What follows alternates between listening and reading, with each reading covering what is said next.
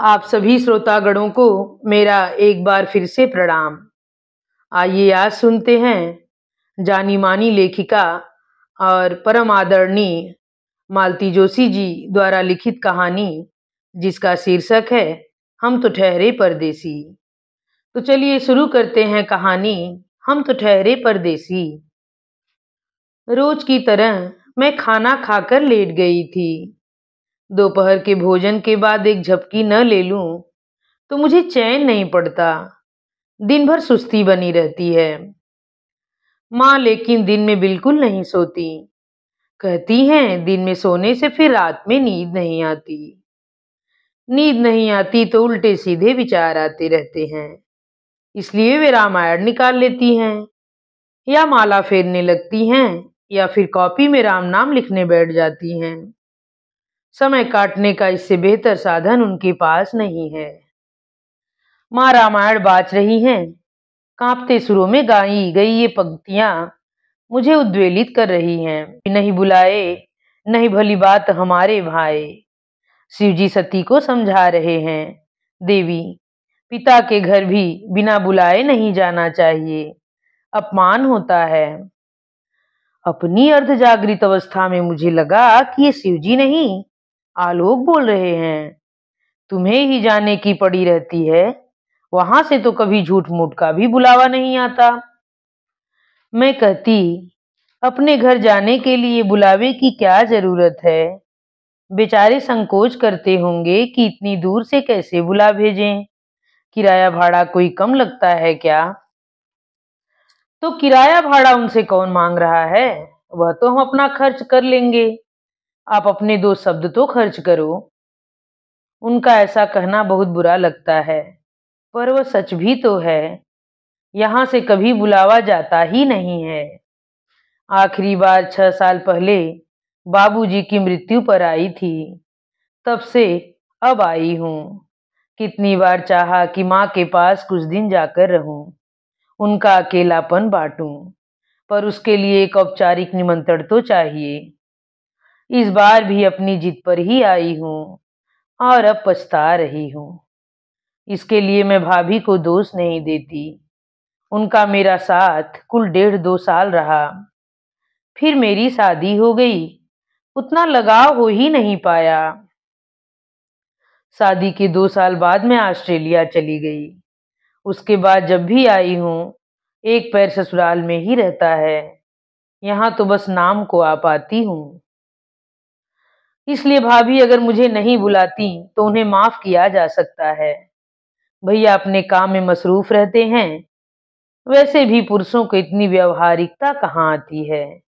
पर माँ, वे तो कह सकती हैं न कि बिट्टो, तुम्हें देखे बहुत दिन हो गए, एक बार आ जाओ। फोन पर घंटों बातें होती हैं और हर हफ्ते होती हैं, पर कभी नहीं कहती कि तुम्हारी बहुत याद आती है। याद करने का ठेका भी मेरा है और फोन करने का भी। इस बार ललक से आई थी, पर आते ही मेरे उत्साह पर जैसे तुषारपात हो गया। मेरे आने से न किसी चेहरे पर खुशी झलकी, न मन में उत्साह जागा। माँ के भी नहीं, बल्कि वे तो टेंशन में ही नजर आईं। ऐसे ठंडे स्वागत से मन एकदम खट्टा हो गया। कितनी सारी चीजें लाई थी मैं, पर लेने वालों के न तो चेहरे पर आनंद था, न आंखों में कृतज्ञता। बच्चों तक ने अपने उपहार इतनी तटस्थता से ग्रहण किए जैसे मुझ पर एहसान कर रहे हों। माँ ने थके स्वर में कहा था, इतना सारा सामान मत लाया कर रे, भार हो जाता है। क्यों? मैं बदले में कुछ मांग रही हूं क्या? तू नहीं मांगेगी तो क्या देना नहीं पड़ेगा? अजीब लोग हैं, बिना बात का टेंशन ले रहे हैं। और ये टेंशन घर में सर्वत्र व्याप्त था। मेरे स्वागत सत्कार में कोई कमी नहीं हो रही थी, पर उसमें आस्था नहीं थी, इसलिए स्वाद भी नहीं था। बिस्तर पर लेटे लेटे मैं दीवार पर लगा कैलेंडर देख रही थी। मेरे जाने की तारीख जैसे जैसे पास आ रही थी, मन दोलायमान हो रहा था। एक तरफ तो राहत का अनुभव कर रही थी और दूसरी तरफ मन में हुक सी उठ रही थी। क्या माँ के रहते दोबारा आना हो सकेगा? अच्छी भली नींद आ गई थी। मैं एकदम हड़बड़ाकर उठ बैठी। लगा जैसे घर में भूचाल आ गया हो। रोना पीटना, चीख पुकार। माँ, ये क्या हो रहा है? माँ माला फेर रही थी। उन्होंने इशारे से मुझसे कहा कि सो जाओ। कोई खास बात नहीं है, लेकिन ऐसे में कोई सो कैसे सकता है? लेकिन ये हो क्या रहा है? अब माँ को मुंह खोलना ही पड़ा। कुछ नहीं, बच्चों के रिजल्ट आने को थे आज। फेल वेल हो गई होंगी। कितनी शांति से यह सब कह रही हो तुम। इस हंगामे में तुम्हारा जाप में मन लग रहा है? न भी लगे तो क्या कर सकती हूँ, माँ ने कातर स्वर में कहा। मैं लेकिन माँ की तरह तटस्थ होकर कमरे में बैठ नहीं सकी। फौरन बाहर निकल आई। आवाज बाहर के बड़े कमरे से आ रही थी। मैंने तेज कदमों से वहीं का रुख किया। देखा दिव्या की चोटी पकड़कर भाभी उसे दनादन पीट रही हैं। दिव्या के मुंह से तो सिसकी भी नहीं निकल रही है, पर पास खड़ी सौम्या और रम्या जार जार रोए जा रही हैं। मम्मी बस करो प्लीज, मम्मी बस करो। क्षण भर तो अवाक होकर मैं यह दृश्य देखती रह गई।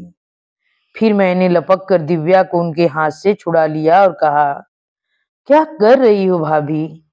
क्या लड़की की जान ही ले लोगी? हाँ, आज तो मैं इसकी जान ही लेकर रहूंगी। उन्होंने झपट्टा मारकर फिर दिव्या को अपनी ओर खींच लिया। खून पसीना एक करके पढ़ा रही हूँ और इनके लक्षण तो देखो। दोबारा मारने के लिए उनका हाथ उठा ही था कि मैंने दिव्या को फिर अपनी बाहों में ले लिया। इस बार मैं जरा भी गाफिल नहीं थी। मैंने उसे कसकर गले से लगा लिया। इतनी देर तक निःशब्द पिटती दिव्या मेरा स्नेहिल स्पर्श पाते ही फफक रो पड़ी।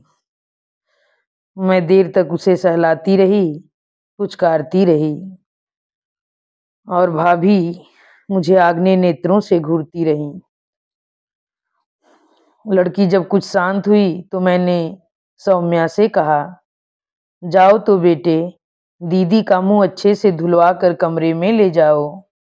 और रम्या, तुम एक गिलास ठंडा पानी दीदी के लिए ले जाओ। बच्चियां जब कमरे से बाहर चली गईं तो मैंने कहा, भाभी ये क्या करने लगी हो तुम? क्यों? उन्होंने फुफकारते हुए कहा, क्या मुझे अपने बच्चों को डांटने फटकारने का भी अधिकार नहीं है? उसके लिए भी परमिशन लेनी पड़ेगी। डांटने के लिए कौन मना करता है भाभी? पर इस तरह कोई बच्चों को पीटता है, वह भी सयानी होती लड़की को। वे कुछ नहीं बोली, आंखों में अंगार भरे मुझे घूरती रही। पेपर नहीं पढ़ती क्या तुम? रोज तो खबरें आ रही हैं। पेपर बिगड़ गया, फांसी लगा ली। टीवी देखने से मना किया, जहर खा लिया। स्कूटी लेकर नहीं दी, रेल के आगे कूद गए। इस उम्र में बच्चे बहुत संवेदनशील होते हैं भाभी। खासकर लड़कियां बहुत ही भावुक होती हैं। कहीं ऐसा न हो कि कोई बात दिल से लगा लें और कुछ नहीं होगा इन्हें। वे फट पड़ी। बड़ी मोटी चमड़ी है इनकी, इन्हें कुछ नहीं व्यापता। जिंदगी भर मेरी छाती पर मूंग दलती रहेंगी। मेरी जान लेकर ही जाएगी, देखना। भाभी, वक्त कहकर नहीं आता। तो आ जाए न, तीनों को एक साथ ले जाए। मैं तो प्रसाद बांटूंगी। प्लीज भाभी, ऐसे कुबोल मत बोलो। हमारी वही हमारी कही कौन सी बात कब फल जाएगी कह नहीं सकते। फल ही जाए तो क्या बुरा है, मेरी सारी चिंताएं दूर हो जाएंगी। आज पढ़ने के लिए किताबें नहीं हैं, पहनने के लिए ढंग से कपड़े नहीं हैं। कल को शादी के लिए तैयार हो जाएंगी तो क्या करूंगी? बिना दान दहेज के कैसे ब्याहूंगी? ससुराल वाले जलाकर मार दें, इससे अच्छा है अभी मर जाएं। किस जमाने की बात कर रही हो भाभी? इसी जमाने की बात कर रही हूँ। तुम्हारी तरह विद्वान न सही, पर पेपर मैं भी पढ़ लेती हूँ। कभी कभी तुम भी हिंदुस्तानी पेपर पढ़ लिया करो। उनकी व्यंग्योक्ति से मन खराब हो गया। फिर भी मैंने समझाइश के स्वर में कहा, देखो भाभी, हर लड़की अपना भाग्य लेकर आती है। ये लोग जैसा भाग्य लेकर आई हैं दिख ही रहा है। गांठ में पैसा हो तो लोग बाग अपनी काली कलूटी लड़कियों के लिए भी अच्छा घरवर जुटा लेते हैं, पर इन कर्मजलियों के पास तो न रूप है न रुपया। कहना चाह रही थी कि भाभी, आजकल के लड़के रूप नहीं देखते, कैरियर देखते हैं, नौकरी देखते हैं, पैकेज देखते हैं, पर मन ही नहीं हुआ। वह काली कलूटी वाला जुमला कलेजे में ऐसे बिंध गया था कि दर्द से तिलमिला उठी थी मैं। माँ तकिए पर कुहनी टिकाए, सिर झुकाए, दोनों हाथों से कान बंद किए बैठी थीं। देखते ही मुझे तो जैसे आग लग गई। वाह, यह अच्छा तरीका है। मुंह में दही जमाकर बैठ जाओ और कान बंद कर लो, फिर कोई कुछ भी वाही तबाही बकता रहे, कोई फर्क ही नहीं पड़ता। माँ ने सिर उठाकर दयनीय दृष्टि से मुझे देखा। मातेश्वरी, ये क्या हो गया है आपको? कैसी सास हो तुम? अपनी बदजुबान बहू को डांट नहीं सकती, मुंह छुपाकर यहाँ बैठ गई हो।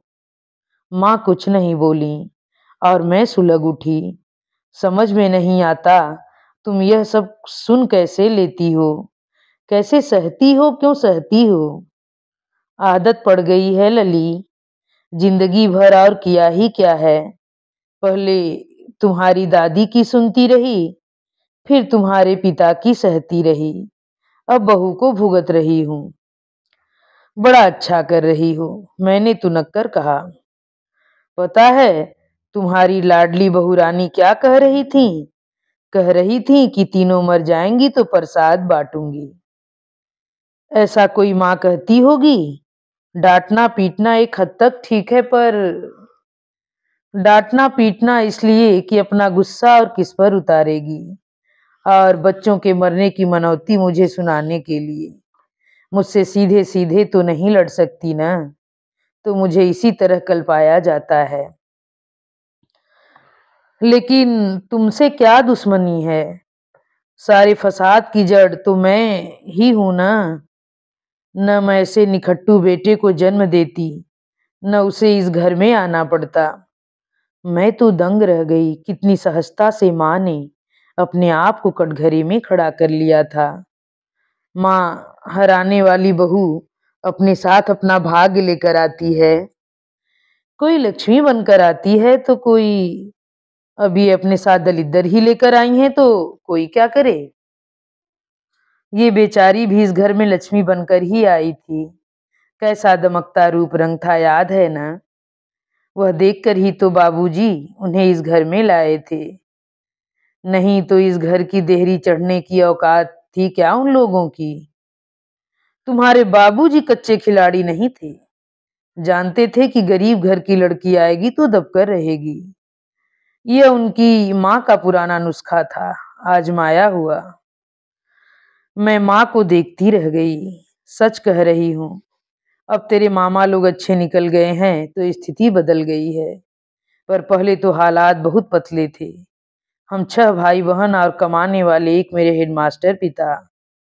तुम खुद समझ सकती हो, पर बाबूजी का ये नुक्सा तो फेल हो गया माँ। बहू तो तुम्हारी दबने वाली नहीं है। पहले चांद का टुकड़ा रही होगी, पर अब तो दहकता अंगार हो गई है। गीता बेटी, कोई भी लड़की नए घर में आती है तो साथ में ढेर सारे सपने लेकर आती है, नई उमंगे नए अरमान लेकर आती है।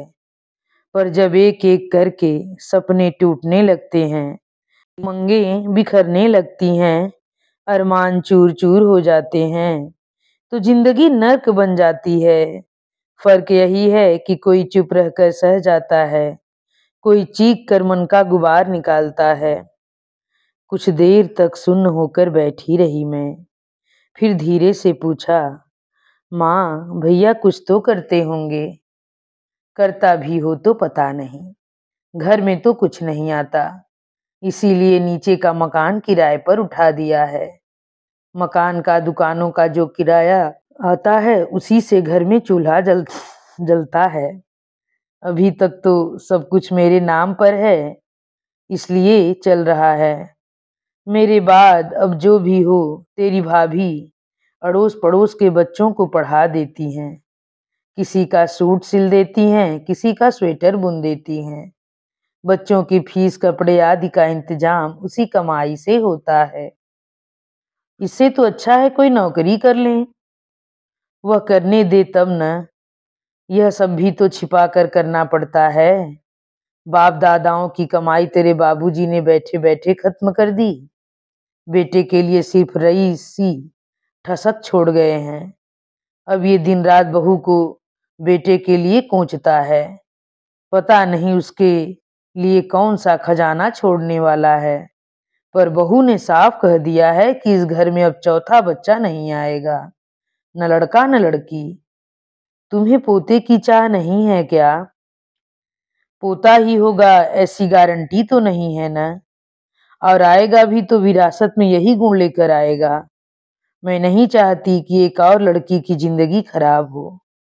माँ तुम तो ठीक कह रही हूँ मैं। तुम्हारी भाभी कितनी सुघड़ सुशील सलीकेदार थी, याद है ना? सिलाई बुनाई कढ़ाई रसोई सब में पारंगत थी। किसी अच्छे घर में जाती तो राज करती, पर इस घर ने उसके तन मन का सारा रस निचोड़ लिया। उसका सारा रूप गुण मिट्टी हो गया। मैं मुँह बाए माँ को देखती रह गई। कोई सास अपनी बहू के लिए इस तरह की बात कहेगी, मैं सोच ही नहीं सकती। इतनी हैरत से क्यों देख रही हो? मैं उसे दिलासा नहीं दे सकती, हिम्मत नहीं दे सकती, थोड़ी सहानुभूति तो दे सकती हूँ। माँ तुम धन्य हो, मैंने मन ही मन कहा और शुभ होकर बैठी रही। दीवार घड़ी ने 4 के घंटे बजाए, तब जाकर मेरी तंद्रा टूटी। मैंने कहा, माँ इस हंगामे के बाद उधर से तो कोई आशा नहीं है। चाय बना लाऊं, पियोगी? माँ ने मौन स्वीकृति में सिर हिला दिया। मैं रसोई की ओर गई तो पर वहां का नजारा देखकर बाहर ही ठिठक गई।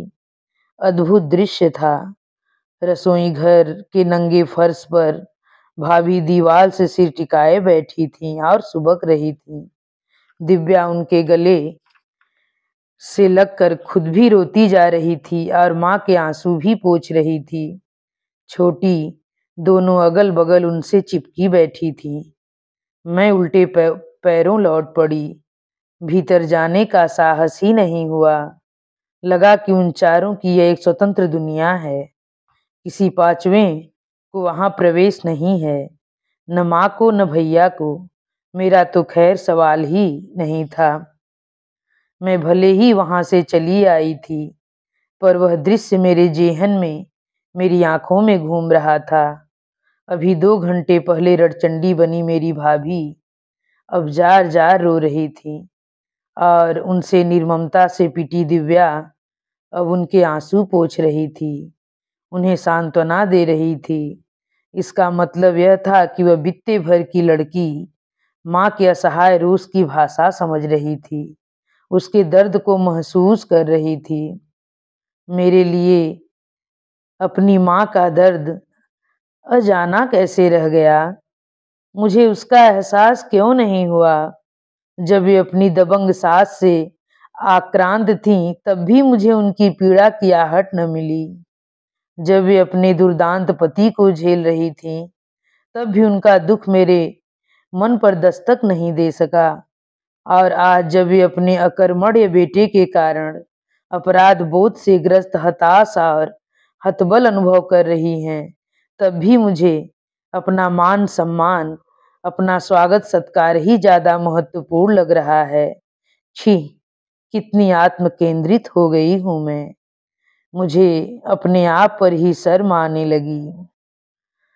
और इस करुणास्पद कहानी का यहीं पर अंत होता है।